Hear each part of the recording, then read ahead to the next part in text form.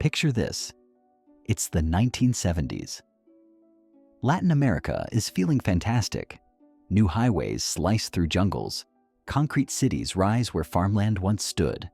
Governments talk about development, modernization, and catching up with the first world. Presidents cut ribbons. Economists smile on TV. Everyone agrees on one thing. The future is finally here. And it's being paid for with borrowed money. Lots of it. After the 1973 oil shock, global banks were drowning in cash. Oil-producing countries had more dollars than they knew what to do with, so they parked that money in Western banks. Those banks, desperate to earn interest, went shopping for borrowers. Latin America looked perfect. Big populations, growing economies, governments willing to borrow. So banks did what banks do best when they feel invincible. They threw money at the problem. Mexico, Brazil, Argentina, entire governments borrowed like college students with unlimited credit cards. Interest rates were low, dollars were cheap, and everyone believed growth would last forever. Why worry about repayment when tomorrow is richer than today? Factories were built. State-owned companies exploded in size. Politicians promised prosperity without pain. Debt wasn't seen as dangerous. It was seen as smart, strategic, necessary. And for a while, it worked. GDP numbers climbed. Cities expanded. Foreign investors applauded. Latin America was no longer developing. It was emerging. But beneath the celebrations was a quiet, fatal assumption. That interest rates would stay low. That exports would always grow. That the global economy would never turn against them. History, of course, loves punishing confidence.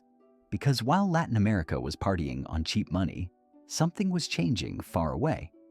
In Washington. And when that switch flipped, the music stopped. By the late 1970s, the United States had a problem. Inflation was out of control. Prices were rising fast. Wages couldn't keep up, and confidence in the dollar was evaporating. Something had to be done, fast. Enter Paul Volcker. In 1979, the Federal Reserve did the unthinkable. It jacked up interest rates. Not a little, not gradually, brutally. US rates shot past 15%, then over 20%. Inflation was crushed. But the shockwaves went global. Remember those Latin American loans? They were mostly in US dollars, with variable interest rates. Overnight, debt payments exploded. Countries that could comfortably pay yesterday suddenly couldn't pay at all.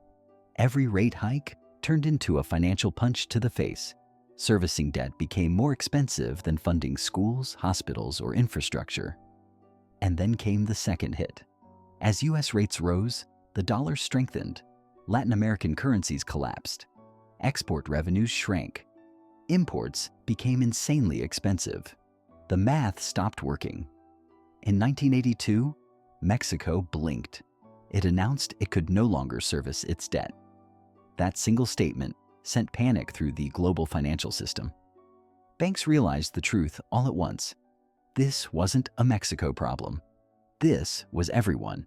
Brazil, Argentina, Chile, Peru. One by one, countries fell like dominoes. Capital fled. Investment froze. Economies slammed into reverse. What had looked like a golden age just years earlier was revealed for what it really was, a debt-fueled illusion. And the bill had arrived. By the early 1980s, Latin America wasn't developing anymore. It was surviving.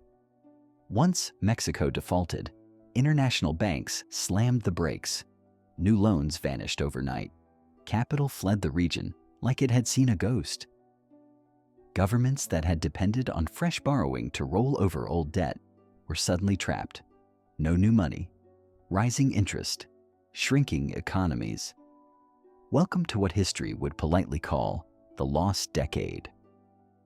Growth collapsed. In many countries, GDP didn't just slow down, it went backwards. Inflation spiraled out of control. In Argentina and Brazil, prices didn't rise yearly or monthly. They rose daily. Savings evaporated. Middle classes were wiped out. A lifetime of work could be erased between breakfast and dinner. Governments tried everything. They printed money. Inflation exploded. They cut spending. Riots erupted. They raised taxes. Businesses collapsed. And still, the debt remained. Social consequences followed fast. Poverty surged. Unemployment became permanent. Crime increased. Political stability cracked. Military dictatorships fell. Not because democracy won, but because bankruptcy made them impossible to sustain. Entire generations grew up in economies that promised nothing except uncertainty. And here's the cruelest part. Most of this pain wasn't caused by reckless citizens or lazy workers. It was caused by math finally catching up. Loans taken in optimism now demanded payment in despair. And the creditors? They wanted their money back. Which brings us to the next chapter, when the rescuers arrived. With conditions, when Latin America ran out of options, there was only one place left to go: the International Monetary Fund, the World Bank. And behind them, U.S. Treasury influence. The message was simple: we'll help, but you'll do exactly what we say. These weren't bailouts. They were structural adjustment programs. Governments were ordered to slash public spending. Subsidies vanished overnight. Food, fuel, and transportation prices skyrocketed. State-owned companies were sold, often cheaply, often to foreign buyers. Wages were frozen. Social programs were cut. Healthcare and education budgets were gutted. On paper, it made sense. Reduce deficits, stabilize currencies, restore investor confidence. In real life, it was economic shock therapy. Millions were pushed into poverty to satisfy balance sheets. Growth stayed weak. Debt barely shrank. And resentment exploded. To ordinary people, it felt like this: they didn't create the debt. They didn't benefit from the loans, but they were paying the price. The irony was painful. Countries were told to open markets and embrace globalization, just as global markets had slammed the door on them. And while creditors were made whole, societies were hollowed out. Latin America wasn't being rebuilt. It was being restructured for survival, not prosperity. And the scars of that decade would last far longer than the debt itself. By the late 1980s, the numbers looked better on paper. Budgets were tighter, inflation was under control, currencies had stabilized, more or less. International lenders congratulated themselves. The crisis, they said, was being managed. But walk the streets of Latin America, and the story felt very different. This wasn't a recovery. It was endurance. Real wages had collapsed. In many countries, workers earned less than they had a decade earlier. Job security disappeared. Informal economies exploded. Street vendors, cash-only labor, survival hustles. A generation lost its faith in institutions. Governments learned a brutal lesson. Social stability was expendable if debt payments were on the line. And people learned an even darker one. When crises hit, the system protects creditors first. Who didn't pay the price? Major international banks. They were quietly rescued. Loans were restructured. Losses were spread over time. No global banking collapse. No serious accountability. The financial system survived. Latin America didn't get forgiveness.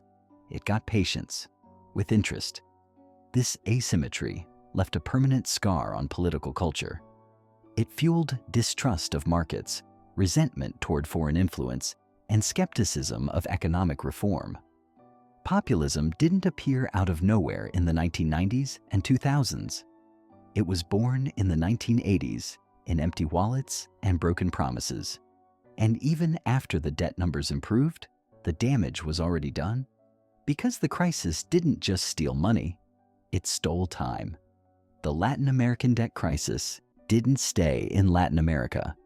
It terrified global finance. Banks realized something uncomfortable. sovereign nations could fail. Entire regions could default. The idea that countries don't go bankrupt was officially dead. This fear changed everything. Lenders became stricter, conditions tougher, emerging markets were treated as permanently risky, capital flows became volatile, fast money in, faster money out, and then came the solution everyone could agree on. In the early 1990s, the Brady Plan restructured Latin American debt, swapping old loans for new bonds at reduced values. It worked, eventually, but it came too late to undo the lost decade. More importantly, it set a precedent. Debt crises would now be handled with controlled pain, not collapse, restructuring instead of forgiveness, discipline instead of growth. This framework would be reused again and again. Asia in 1997, Russia in 1998, Europe after 2008. Different countries, same playbook. The Latin American debt crisis became the template for modern financial disaster management. A quiet, technical system where losses are socialized, stability is prioritized, and growth is optional. And the world learned something else too. That cheap money is never free. That optimism hides risk. And that when the bill arrives, it's rarely paid by the people who enjoyed the party. By the 1990s, the crisis was officially over. Debt had been restructured, inflation was tamed, markets reopened. Latin America was back on investor radars, labeled once again as emerging. But the damage didn't disappear with the headlines. Economic growth in the 1980s had been so weak that entire countries lost 10 to 15 years of development. Infrastructure projects were delayed or abandoned. Education systems deteriorated. Healthcare systems never fully recovered. More importantly, inequality deepened. Those with assets, especially dollar-linked ones, survived. Everyone else fell behind. Wealth gaps widened and never closed. Trust in institutions eroded, replaced by cynicism and political volatility. This wasn't just an economic reset. It was a psychological one. Governments became obsessed with avoiding inflation at any cost. Central banks gained independence. Fiscal austerity became permanent policy, not emergency medicine. And while stability returned, ambition didn't. Latin America learned to avoid disaster, but not how to escape mediocrity. Growth became cautious, innovation lagged, fear replaced optimism. The crisis taught policymakers how to prevent collapse, but not how to build prosperity. And those lessons would quietly shape decisions for decades. The Latin American debt crisis wasn't a story about irresponsibility. It was a story about timing, incentives, and blind faith in endless growth. Cheap money encouraged borrowing. Global banks chased yield without risk. Governments assumed tomorrow would fix today. And when reality intervened, the costs were pushed downward onto workers, families, and entire societies. This is why the crisis still matters. Because the same ingredients keep showing up: debt, confidence, easy credit, moral hazard. The names change, the decades change, the pattern doesn't. Whenever you hear that debt doesn't matter anymore, remember Latin America. Whenever you're told growth will cover everything, remember the 1980s. History doesn't repeat itself exactly, but it rhymes expensively. And somewhere, right now, another country is confidently borrowing money, convinced this time will be different.